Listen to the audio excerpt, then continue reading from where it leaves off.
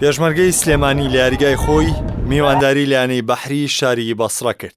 یارەکە لە میانی یاریەکانی هەفتەی چوارەمی خولی پلەیەکی یانەکانی عێراقدا بوو. پێشمەرگەی سلێمانی هەر لە سەرەتاوە گورزی خۆی وەشاند و چەنەر جەلال لە خوڵی هێشتی یارەکە توانی گۆڵی پێشکەوتن بۆ پێشمەرگەی سلێمانی تۆمار کرد.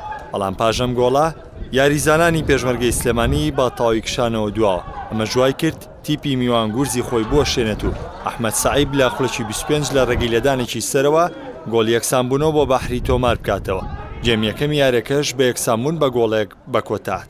جێمی دووەمی یارەکە گەرموگوڕی زیاتری بەخۆ بینی. هەردوو تیپ ئامانجیان تۆمارکردنی گۆڵی سەرکەوتن بوو. پاش گۆڕانکاریکردنی چەند هێرشێک لە نێوان هەردوو تیپەکە، تیپی میوان دەست پێشخەری کرد لەم جێمەدا و ڕابەر جەلال لە خوڵی 67 بەهەڵە لەسەر خۆیان گۆڵی پێشکەوتنی بۆ بەحری تۆمار کرد. بەڵام یاریزانانی پێشمەرگە کۆڵیان نەدا و لە خوڵی 75 دانا مستەفا توانی لە ڕێگەی لەدانێکی سەرەوە ئەنجامەکە بۆ پێشمەرگەی سلێمانی یەکسام کاتەوە. بارودۆخی یارەکە تەواو گۆڕا و پێشمەرگەی سلێمانی بە تاوی کۆنتڕۆڵی یارەکەی کرد. لە کۆتا ساتی یارەکەشدا پێشمەرگەی سلێمانی بە گۆڵی سێم گەیشت. بەڵام داوەر بە بیانی ئۆفساید گۆڵەکەی ڕەت کردە و سەرنجامی ژارەکە بە دوو گۆڵی یەکسان بە کۆتا. بسم الله الرحمن الرحيم. والله الحقيقة طموحاتنا بەناوی خوای گەورە و میرەبان.